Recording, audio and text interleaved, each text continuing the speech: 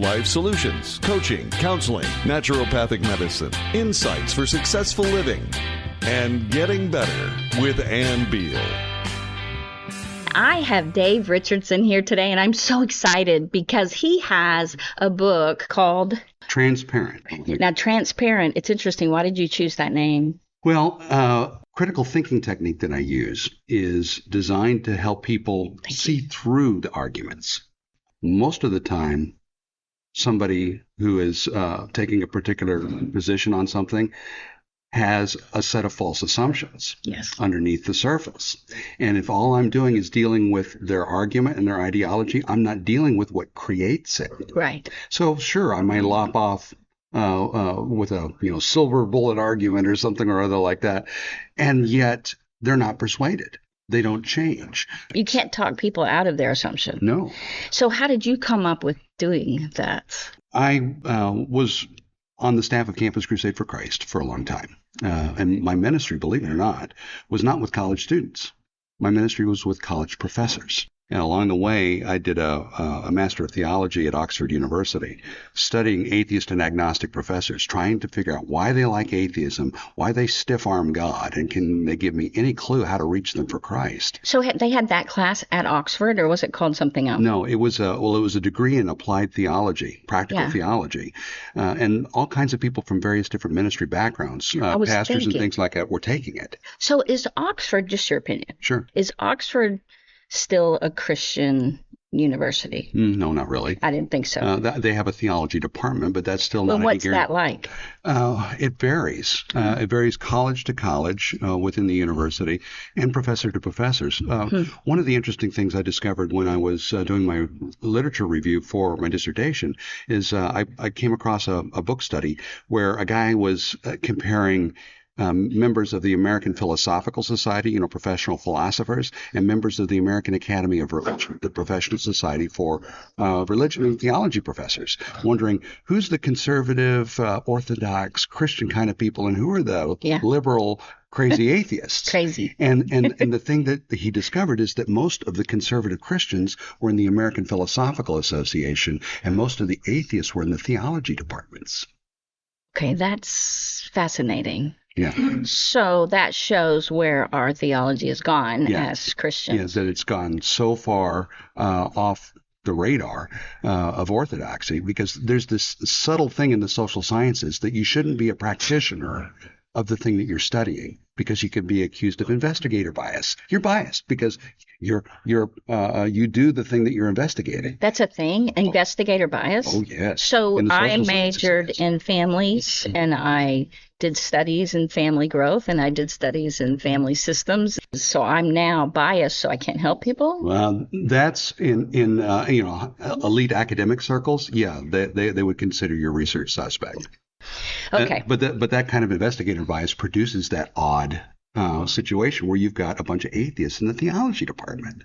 That is strange. You can't be a believer and study belief. Okay, that's twisted. It's twisted. Yeah. So how did you maneuver that at Oxford? Well, I basically know how they're assuming about what's real. And so I could see right through the arguments when they say, well, truth is something that is constructed by individuals and communities. There's no global truth or whatever it says. But isn't that statement a global truth? So you're teaching people to see the assumptions and then decide if the assumptions are true. Yes. Because a lot of assumptions that are made, like right now, just about, well, men or women, if they put on women's clothes. Sure.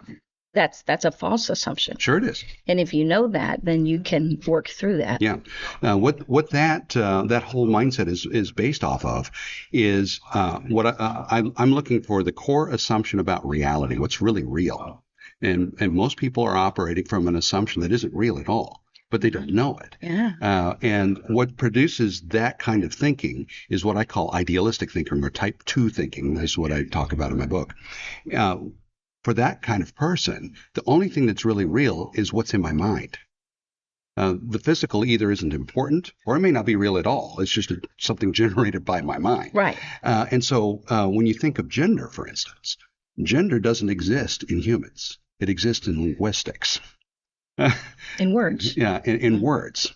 But when you look at humans, if we are physical and non-physical creations made to reflect who God is, that's fundamentally who we are, then gender should exist in the physical, but it doesn't. Because when you look at people genetically, there's male and there's female, there's sex. Right. There's thousands of biochemical and neurological differences between males and females. Right. But if there are, 87 different genders, where are they physically? They don't exist. But the only place it does exist is in the mind. Well, then, is it real? It's not a question of does it exist, because there are things that exist that are not real. Unicorns exist. They exist in stories. Yes. They exist in movies, but they're not real. You can't go out in the woods and catch one and go for a ride. And if you can't tell the difference between things that exist and things that are real, you can never tell the difference between what's true and what's not, because true things match real things. And if it's not real, it can't be true. So if I said, you're wearing a beautiful blue dress today, and of course what I just said about your dress didn't match the actual real dress that you're wearing. Therefore, what I said is false. Right. But if I said, isn't it a beautiful black dress you're wearing? And then you would know what I said matched the actual real dress. That's why something is true. The reason the Bible is true is because it talks about real things that happen to real people. These are not made up stories. These aren't moral tales like a Greek epic. They're not a fascinating novel like a Harry Potter novel. They're actual stories about real people, real things that happen, including the death and resurrection of Jesus. If that didn't actually happen, the whole thing's a sham. Let's talk about your app. Sure. Do you mind?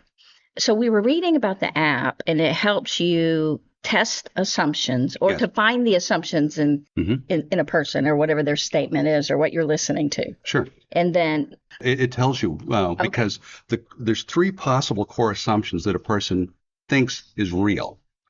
But nobody knows what those are usually. Right. If I were to ask you, what's your core assumption? Nobody knows what that is. But they have a secondary set of assumptions that are generated by that. And so I'm looking for those. And when I find them, that tells me what the core assumption is. So for instance, we were talking about gender a moment ago. Right. That's really the fifth question on my critical assumptions test. What is a human being? Well, if a human being is nothing more than an expression of a mental or spiritual ideal, right, then gender follows. If a human being is nothing more than a highly evolved animal, then materialism follows. Right. But if we are a physical and non-physical creation made to reflect who God is, that's a fundamentally different way of understanding what a human being is. And that one comes from a core assumption that says there are two realities. There's a creator and a creation. They're not the same thing. That's the very first truth taught in the Bible in Genesis 1:1. In the beginning, God created. So there's a creator and a creation, and they're not the same thing. God is not the universe. The universe is not God. And if you don't fully understand that he's the source of everything, he's the one that's self-existent, the creation is not self-existent, and it is not the source of anything. He is. But if there's only one reality, then it must be the source of everything. Another one would be the that's what a lot of people have tried to do from the beginning. They've tried to become the God, creator. Yeah. That we are the creators, and they made their own idols and their own world. Yeah, which is crazy because if they're in control, then why do you need an idol to worship, sure. Right? And so when it comes to just creating your own world or creating your own religion or creating your own gender, when you're in control, basically if we don't have accountability, there go I. Sure. On our own without accountability and without truth, we destroy our lives. Sure. So with your app, how does it work? It's really simple. It's designed to help you quickly and accurately get at the underlying assumptions in the things that you read, web posts, articles, books. No, as you're reading it, you say, okay, am I reading something? Yes. Okay. So now is the subject of what you're reading, does it have to do with people? Yes or no? Oh, okay. Yes. Okay. So then which of these four questions about people is really the subject that you're reading about? And it'll be, for instance, what is a human being? How do we acquire knowledge? What is good? And what's the basic problem with the world? What is humanity's basic problem? It'll be at least one of those questions, sometimes more than one. And then how does the author answer the question? He answers it in one of three ways. He answers it this way. That's what the core assumption is. He's either not aware of it or he's not telling you.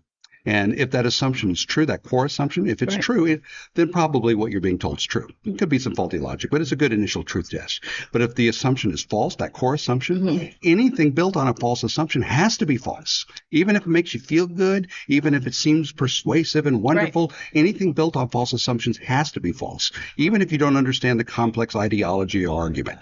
Well, we learned the scientific method in school. Sure. And it drives me crazy to see people conducting an experiment with a false hypothesis. Sure. And then even just following how you're supposed to get to the end to decide if even your hypothesis was wrong, right? Because that can happen. Sure. They don't even do that right. They don't follow the scientific method to find out truth. Yes. And so the whole thing just, makes like Mythbusters even, that TV show. I was like, this is not scientific.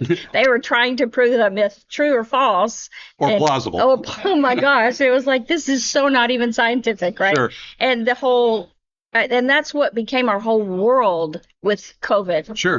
Well, there was even a statement in the opening credits of that show where Adam Savage would say, "I reject your reality and substitute my own." Oh, I missed that. He said that over and over again. And basically what he said, I'm creating my own reality. That's right. Well, that's what the Roots author and movie director, Alex Haley? Yes, he said he was creating his own reality. Yes. For the Black people. And he made it clear that he was creating a reality, a new reality. It wasn't an actual history. No, but it wasn't at the beginning of the movie either. They didn't have that in the opening, right? Like, we're creating a new reality. They just altered and made their own history. Sure. And then people believe that forever. I mean, it really changed the world. Howard Zinn did the same thing with a people's history of the United States, which is one of the standard historical texts today, and almost all of it's manufactured myth. None of it's actual history. Yeah, but yours is not. And the cool thing is that it's a system. It's not just a general philosophy. It's a system that you can follow. It's easy enough for adults, of course, but I can also teach it to middle schoolers and high schoolers. And so that's what I was wondering about, because you have curriculum as well. Yes. And so if we were to take this as a person and read it, it would help us understand and help us change our false assumptions. Sure. See our assumptions that false and change them, but also do that with other people. Yes. And then we have the app that we can use to help us. Yes. The app is a companion to the book. It just automates the critical assumptions test. And then at our website, learntodiscern.com, we have training courses. We've got some video-based ones for individuals and small groups, but we also have semester-long courses to teach critical thinking and discernment to middle schoolers and high schoolers in Christian schools and in homeschools, so that we can train the next generation to figure things out for themselves. They don't have to be told what's true. They'll know how to reliably figure it out for themselves. Because 1 million young Christians or more are walking away from the faith, or have already walked away from the faith. Every year. Yes. Every year. Why do you think it's happening? Well, it's largely a crisis of truth. Yeah. Because the prevalent thing that we deal with today is, well, it's my truth. It's your truth. It's true for you, but not for me. And when we come to students with that way of thinking and say that the Bible is true, well, for them, it's only true if I accept it as true. Right. How do you get around that? Or they'll say, well, I take one part, like I believe in heaven, but I don't believe in hell. I'll hear people say that. And I met a guy the other day that he actually said he was a Satanist. And I said, you just said that. Like, you just said that. Because most people don't just say that. And he said, well, it's a combination of Norse and Satanism, because I don't really agree with everything in Satanism, and I don't really agree with everything in Norse. But when I put them together, I can live with that. Sure. And I thought, it's a create your own reality thing. What people do. Yeah. But if you take it, I was a math major. Sure. And an engineer. So if you take it, like, I can't, when I hear that, I think, okay, that is why we have what people call furries. Which are people that believe they're animals. Yes. Like, they don't really believe it, but they want to live that way. Like, I am an animal. And so if you can say I am whatever, right, that's not real. So they do. They have fur that they buy. They do the nails. They get tattoos to look like an animal. Surgery. And they truly live that. Only thing they don't do is crawl around and live like a dog outside. There are some that do. There are some that do. And I'm just like, but if you say that, you can't just, it's either all or nothing. You can't just take something that's false and make it about, I'm going to live in this reality and I want everyone else to agree with me. Sure. and have it not affect the whole world. Yeah. Right? It's like the emperor's new clothes. Yes. Because nobody wants to say the emperor's not wearing anything, because what's going to happen to you if you do? But we all admired that one boy that actually told the truth. No, Yes. he's naked. Yeah. Uh-huh. I mean, we always admired that. Sure. But what happened to that? We've got a whole culture of it because nobody can say anything is true. It's my truth, it's your truth. You can, but you got to be willing to suffer. Yeah. Yeah. Yeah. And that's what my system does, is it actually helps you get to what is true. Not just true for you, but true for everybody. It actually cuts right through true for you, but not for me, to what is the truth, why the Bible is the Word of God, why the gospel is true, and why truth from God in the Bible doesn't apply just to my personal life, but to every part of our lives.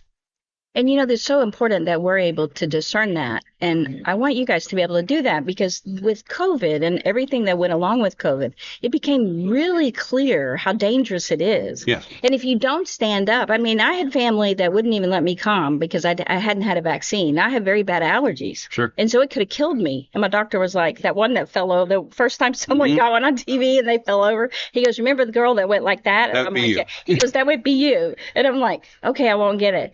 Well, I had family that was saying, you just need to get it. And I mean, they didn't even care about my health. I mean, not really. It was a mind that they were just so misled that meant I missed Thanksgiving, Christmas, birthdays.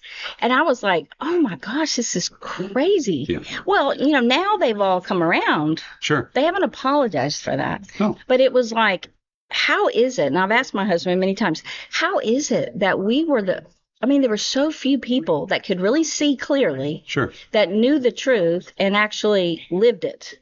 I think more people knew the truth than said it. Sure. But they just went along so they wouldn't be excluded. I mean, we had a friend that he Or didn't- ostracized. yes. You know, his whole family wouldn't let him go on vacation or anything or see the grandchildren if he didn't get the vaccine. Sure. So even just to see the truth, know like the emperor is not wearing any clothes. Sure. And be able to say it and stay in that reality. Because one of the things in the mental health clinic that we know is if you pretend long enough, you believe it. I mean, your brain starts, Yes. It's not like you could have known that you would do that, but it's like the longer you tell a lie, the more it kind of becomes a part of your life. Becomes like a rut. Yeah, and you forget if what part was true, but you have to really, I've had people have to really separate it out and go back and, okay, I want you to write your truth only and separate it out and put the false exaggerations or whatever and put them over here and write it out. And it's a hard assignment for them. It is. And especially people who are over like 40.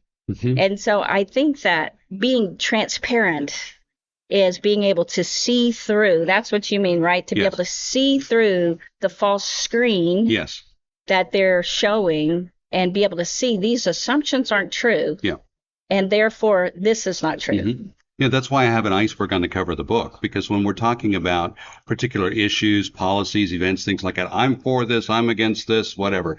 And so we go back and forth arguing about particular subjects, and we think, oh, I've got the silver bullet argument for this one, and blew them away, but they weren't persuaded. What? No. And they didn't change. No. What happened? Isn't that It's crazy? because you didn't deal with the deeper ideas that made their position possible in the first place. Why did they believe this in the first place? It's because they bought some deeper ideas about that particular issue, and at the bottom of it is their assumptions about reality that are totally false, and they don't even know it. So can we do a little practice thing? Do you have time? Sure. Okay. Because if you look at people who, like my family, Sure. that, I've never seen them ever believe things so clearly, were so clearly wrong. They were very smart people, Yes. very loving, kind, compassionate people, Mhm. good people, no matter what I said. And I quit doing that, trying to explain and even like it could kill me, things like that.